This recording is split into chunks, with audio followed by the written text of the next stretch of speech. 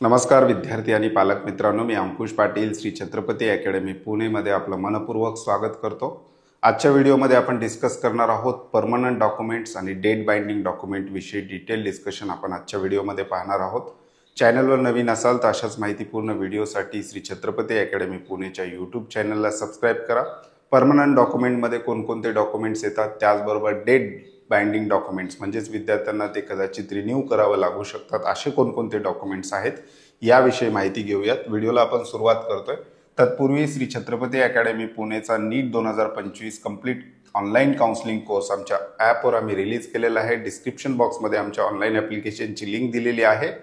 त्या लिंकवर क्लिक करून तुम्ही सहज आमचं ऑनलाईन ॲप्लिकेशन डाउनलोड करून हा कोर्स परचेस करू शकता। विद्यार्थी मित्रांनो, नीटचा फॉर्म भरण्यापासून ते तुमचं ॲडमिशन होईपर्यंतचे जे काही डॉक्युमेंट्स आहेत याची आपण दोन भागामध्ये विभागणी केलेली आहे। एक म्हणजे परमनंट डॉक्युमेंट्स, म्हणजेच हे डॉक्युमेंट्स तुम्ही कधीही काढले असले तरी याला रिन्यू किंवा पुन्हा काढण्याची आवश्यकता नाही।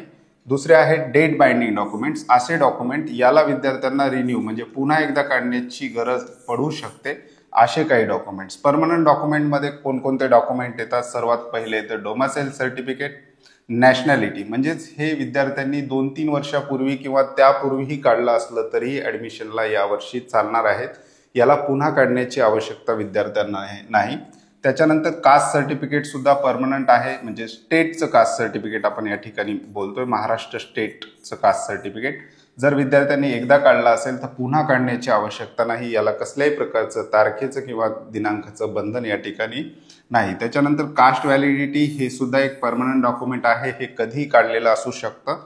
त्याचबरोबर D1, D2, D3 म्हणजे जे विद्यार्थी डिफेन्स प्रवर्गामध्ये येतात किंवा डिफेन्स कोट्याचा उपयोग घेतात, ज्या विद्यार्थ्याचे पॅरेंट जे आहेत ते डिफेन्स सर्व्हिसमध्ये आहेत, अशा विद्यार्थ्याच्या पालकांनी डिफेन्स सर्टिफिकेट मागच्या वर्षी काढला असेल तर यावर्षी त्यांना पुन्हा काढण्याची आवश्यकता नाही। मागच्या वर्षीचं सर्टिफिकेट त्यांचं चालणार आहे किंवा त्या अगोदरच्या वर्षी काढलं असलं तरी यावर्षी तेच सर्टिफिकेट विद्यार्थी त्या ठिकाणी वापरू शकतात। त्याच्यानंतर महाराष्ट्र कर्नाटका बॉर्डर सर्टिफिकेट म्हणजेच महाराष्ट्र राज्याच्या CET सेलवर जेव्हा ॲडमिशन प्रोसेस होते महाराष्ट्र राज्यातील गव्हर्नमेंट किंवा सेमी गव्हर्नमेंट कॉलेजेससाठी, त्यामध्ये महाराष्ट्र राज्यातील गव्हर्नमेंट कॉलेजेसमध्ये महाराष्ट्र कर्नाटका बॉर्डरवरच्या स्टुडंटसाठी काही रिझर्वेशन ठेवलेलं आहे। त्यासाठी विद्यार्थ्यांकडनं महाराष्ट्र कर्नाटका बॉर्डर सर्टिफिकेट मागितलं जातं। तर ते सर्टिफिकेट तुम्ही मागच्या वर्षी काढला असेल किंवा त्या अगोदर काढला असेल तरीही यावर्षी सुद्धा ते पुन्हा काढण्याची आवश्यकता विद्यार्थ्यांना नाही, ते चालणार आहे। त्याच्यानंतर हिली सर्टिफिकेट म्हणजेच डोंगरी दाखला आपण ज्याला म्हणतो, महाराष्ट्र राज्यातील जेवढे गव्हर्नमेंट MBBS कॉलेज आहेत त्याला स्टेट कोट्यामधून हिलीसाठी काही सेपरेट सीट ठेवण्यात आलेले आहेत। त्यासाठी विद्यार्थ्यांना त्यांचा डोंगरी दाखला सादर करावा लागतो। तर डोंगरी दाखला पुन्हा नव्याने काढण्याची आवश्यकता नाही। ज्या विद्यार्थ्यांकडे नाही आहे ते विद्यार्थी काढू शकतात, परंतु ज्या विद्यार्थ्यांकडे ऑलरेडी आहे त्या विद्यार्थ्यांना पुन्हा काढण्याची आवश्यकता नाही। त्याच्यानंतर ऑर्फन सर्टिफिकेट हे सुद्धा विद्यार्थ्यांकडे असेल, एखादा विद्यार्थी अनाथ असेल आणि ऑर्फन कोट्यामधून आपला फॉर्म महाराष्ट्र स्टेटच्या काउन्सिलिंगचा भरू इच्छित असेल तर पुन्हा ऑर्फन सर्टिफिकेट काढण्याची आवश्यकता नाही। नसेल तर विद्यार्थी हे काढून घेऊ शकतो। त्याच्यानंतर पॅरेंट डोमिसाइल, आता काही आहेत म्हणजेच काही पॅरलल रिझर्वेशन अशा आहेत ज्याच्यामध्ये पॅरेंटचं डोमिसाइल विद्यार्थ्यांना आवश्यक आहे। त्याच्यामध्ये डिफेन्स आहे, त्याचबरोबर हिली एरियातले जे विद्यार्थी आहेत या विद्यार्थ्यांना त्यांच्या पॅरेंटचं डोमिसाइल सर्टिफिकेट सादर करावं लागतं ॲडमिशनच्या वेळेस किंवा फॉर्म भरतानाच्या वेळेस। पॅरेंट डोमिसाइल अगोदर काढलेलं असेल तर पुन्हा काढण्याची आवश्यकता नाही, त्याला रिन्यू करण्याची सुद्धा आवश्यकता नाही। म्हणजेच परमनंट डॉक्युमेंट हे आहेत की जे तुमच्या अगोदर काढले असतील तर याला पुन्हा काढण्याची आवश्यकता विद्यार्थ्यांना नाही। जर याच्यापैकी डॉक्युमेंट्स तुमच्याकडे नसेल तर ते तुम्ही अप्लाय करून काढून घेऊ शकता, परंतु ऑलरेडी आहे तर त्याला पुन्हा काढण्याची आवश्यकता विद्यार्थ्यांना नाही। दुसऱ्या बाजूला डेट बाइंडिंग म्हणजे ज्याला तारखेचं किंवा ज्याला आपण वर्षाचं बंधन आहे असं म्हणू शकतो, पुन्हा काढण्याची आवश्यकता असणारे कोणकोणते डॉक्युमेंट्स, म्हणजे अगोदर असेल तर पुन्हा काढावं लागू शकतं असे कोणकोणते डॉक्युमेंट्स आहेत? सर्वात पहिले येतं EWS सर्टिफिकेट, म्हणजे जे विद्यार्थी इकॉनॉमिक विकर सेक्शनमध्ये येतात आणि EWS प्रवर्गामध्ये आपली काउन्सिलिंग किंवा ॲडमिशन प्रक्रिया करू इच्छितात अशा विद्यार्थ्यांना EWS सर्टिफिकेट पुन्हा काढावं लागतं। कारण EWS सर्टिफिकेट जे आहे ते रिसेंट इयरचं म्हणजेच रिसेंट इकॉनॉमिक इयरचं विद्यार्थ्यांना त्या ठिकाणी मागितलं जातं। त्याच्यामुळे EWS सर्टिफिकेट विद्यार्थ्यांना पुन्हा काढावं लागू शकतं। नवीन फ्रेश यावर्षीचं EWS सर्टिफिकेट विद्यार्थ्यांना आवश्यक आहे। त्याच्यानंतर जेव्हा आपण सेंट्रल काउन्सिलिंग प्रोसेसचा विचार करतो, आपण काउन्सिलिंग प्रक्रियेला जर बघितलं तर दोन भागामध्ये काउन्सिलिंग प्रक्रिया विभागली गेली आहे.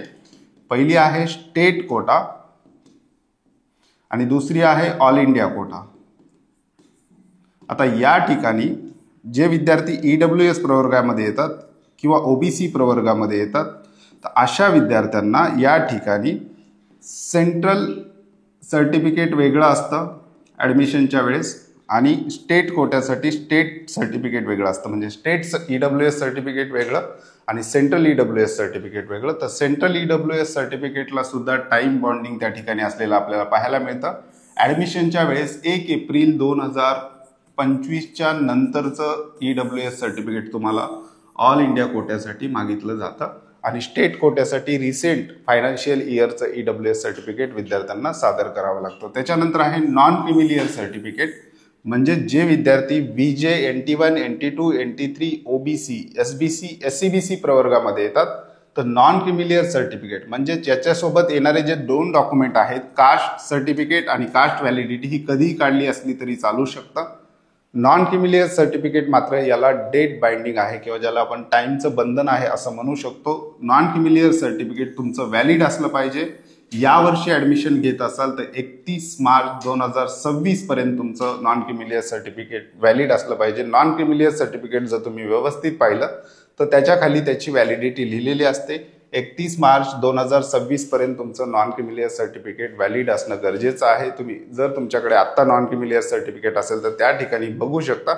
जर इथपर्यंत व्हॅलिड नसेल तर तुम्हाला पुन्हा नॉन क्रिमिलियर सर्टिफिकेट अप्लाय करण्याची आवश्यकता आहे. त्याच्यानंतर मेडिकल फिटनेस सर्टिफिकेट हे विद्यार्थ्यांना जे आहे ते ॲडमिशनचा फॉर्म म्हणजे नीट रिझल्ट लागल्यानंतर ज्यावेळेस काउन्सिलिंग प्रक्रिया ॲक्च्युअल सुरू होते, मग ती स्टेट कोट्याची असो किंवा ऑल इंडिया कोट्याची असो, त्याच्या इन्फॉर्मेशन ब्रोशरमध्ये मेडिकल फिटनेस सर्टिफिकेटचा दरवर्षीचा फॉर्मॅट दिला जातो. त्या फॉर्मॅटची झेरॉक्स काढून विद्यार्थ्यांना कोणत्याही डॉक्टरकडून ती साईन आणि त्याच्यावर स्टॅम्प घ्यावा लागतो. तर मेडिकल फिटनेस सर्टिफिकेट याचा फॉर्मॅट दरवर्षी इन्फॉर्मेशन ब्रोशरमध्ये दिलेला असतो.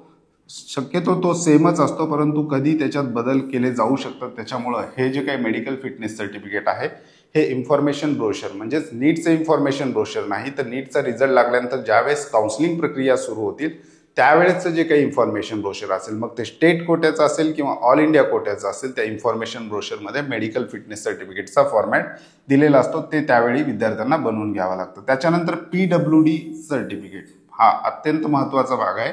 जे विद्यार्थी डिसॅबिलिटीमध्ये येतात किंवा अपंग किंवा दिव्यांग आहेत, अशा विद्यार्थ्यांना PWD सर्टिफिकेट जे आहे हे डेट बाइंडिंग असलेलं आपल्याला पाहायला मिळते. म्हणजेच एखादा विद्यार्थी आहे PWDचा, मागच्या वर्षी त्यांनी PWD सर्टिफिकेट काढलेलं होतं. आता PWDचे 2 सर्टिफिकेट असलेले आपल्याला पाहायला मिळतात. पहिलं सर्टिफिकेट जे आहे ते सिव्हिल सर्जनकडून म्हणजेच आपल्या जिल्ह्याचे जे काही गव्हर्नमेंट हॉस्पिटल आहेत त्याच्याकडून मिळवलेलं, जे नीटचा फॉर्म भरण्यासाठी आणि नीटचा पेपर देण्यासाठी त्याचा उपयोग नीटचा रिझल्ट लागेपर्यंतच होतो. जर विद्यार्थ्याला ॲडमिशनसाठी PWD कोटा क्लेम करायचा असेल तर अशा विद्यार्थ्यांसाठी 15 ते 20 दिवसाचा एक टाइम फ्रेम दिलं जातं. त्यामध्ये विद्यार्थ्यांना काही सेंटर दिले जातात. त्या सेंटरवर जाऊन विद्यार्थ्यांना चेक करून त्या ठिकाणचं PWD सर्टिफिकेट मिळवावं लागतं. उदाहरणार्थ महाराष्ट्र राज्यातील विद्यार्थ्यांसाठी AIIMS Nagpur, JJ medical college Mumbai या ठिकाणी जाऊन, Grant medical college Mumbai JJ हॉस्पिटलचं त्या ठिकाणी जाऊन PWD सर्टिफिकेट मिळवावं लागतं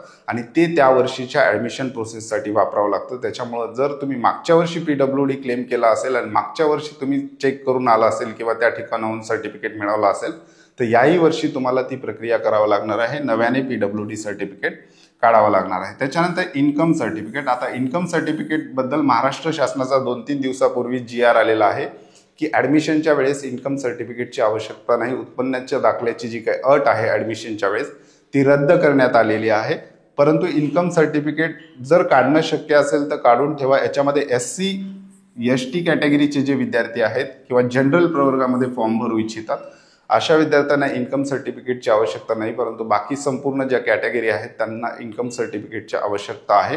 त्याच्यामुळं इन्कम सर्टिफिकेट हे सुद्धा नव्याने काढावं लागणारं डॉक्युमेंट्स आहे. परंतु शासनाचा GR आहे, उत्पन्नाची अट रद्द केलेली आहे, त्यामुळे यावर्षी कॉलेजवाले इन्कम सर्टिफिकेट कदाचित मागणार नाहीत. त्याच्यानंतर सेंट्रल कास्ट सर्टिफिकेट हे सुद्धा जर तुम्ही मागच्या वर्षी काढलेला असेल तर हे सुद्धा तुम्हाला नव्याने काढण्याची आवश्यकता आहे. सेंट्रल कास्ट सर्टिफिकेटचा उपयोग ऑल इंडिया काउन्सिलिंगसाठी होतो.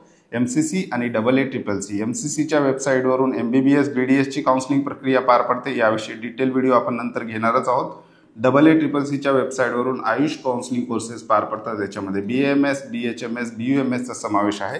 आणि या सेंट्रल काउन्सिलिंग प्रोसेसमध्ये एखाद्या विद्यार्थ्याला बाहेरील राज्यातील गव्हर्नमेंट कॉलेज किंवा सेंट्रल युनिव्हर्सिटी ज्या आहेत एम्स, जिपमर, MBBS साठी, त्याचबरोबर NIA किंवा BHU, BAMS, BHMS, BUMS Ayush कोर्सेससाठी, तर ज्या सेंट्रल युनिव्हर्सिटीजमध्ये किंवा गव्हर्नमेंट 15% काउन्सिलिंग प्रक्रियेमध्ये भाग घ्यायचा आहे अशा विद्यार्थ्यांना सेंट्रल कास्ट सर्टिफिकेट त्या ठिकाणी लागत असतं. आणि सेंट्रल कास्ट सर्टिफिकेट जे आहे ते सुद्धा 1 एप्रिल 2025 नंतर काढलेलं असणं गरजेचं आहे. तर हे 2 भागामध्ये आपण डॉक्युमेंट विभागलेले आहेत. परमनंट म्हणजे ऑलरेडी तुमच्याकडे असतील तर ते पुन्हा काढण्याची गरज नाही. जर याच्यापैकी एखादं डॉक्युमेंट तुमच्याकडे नसेल तर ते तुम्ही काढू शकता, परंतु ऑलरेडी आहे तर पुन्हा काढण्याची गरज नाही. आणि या साईडचे जे डॉक्युमेंट आहेत ते विद्यार्थ्यांना डेट बाइंडिंग आहे. विद्यार्थ्यांनी त्याच्यावरच्या डेट्स बघून घ्यायच्या आहेत आणि त्याची व्हॅलिडिटी या वर्षीच्या ऍडमिशनसाठी आहे का हे सुद्धा एकदा चेक करून घ्यायचं आहे. ह्या संपूर्ण डॉक्युमेंटची जी काही लिस्ट आहे मी तुम्हाला डिस्क्रिप्शन बॉक्समध्ये देणार आहे. त्याचबरोबर अशाच प्रकारचे महत्त्वाचे अपडेट्स तुम्हाला तुमच्या व्हॉट्सअपवर हवे असतील तर डिस्क्रिप्शन बॉक्समध्ये आमच्या व्हॉट्सअप ग्रुपची लिंक सुद्धा दिलेली आहे. त्याचबरोबर आमच्या पेड काउन्सिलिंग सर्व्हिसमध्ये सहभागी व्हायचं असेल तर डिस्क्रिप्शन बॉक्समध्ये आमचे कॉन्टॅक्ट नंबर सुद्धा दिलेले आहेत. त्या नंबरला मेसेज किंवा कॉल करून तुम्ही आमच्या पेड काउन्सिलिंग सर्व्हिसविषयी अधिक माहिती घेऊ शकता. तुर्तास आजच्या व्हिडिओमध्ये आपण इथेच थांबतोय. पुन्हा भेटूयात आणखी एका नव्या आणि माहितीपूर्ण व्हिडिओमध्ये. धन्यवाद.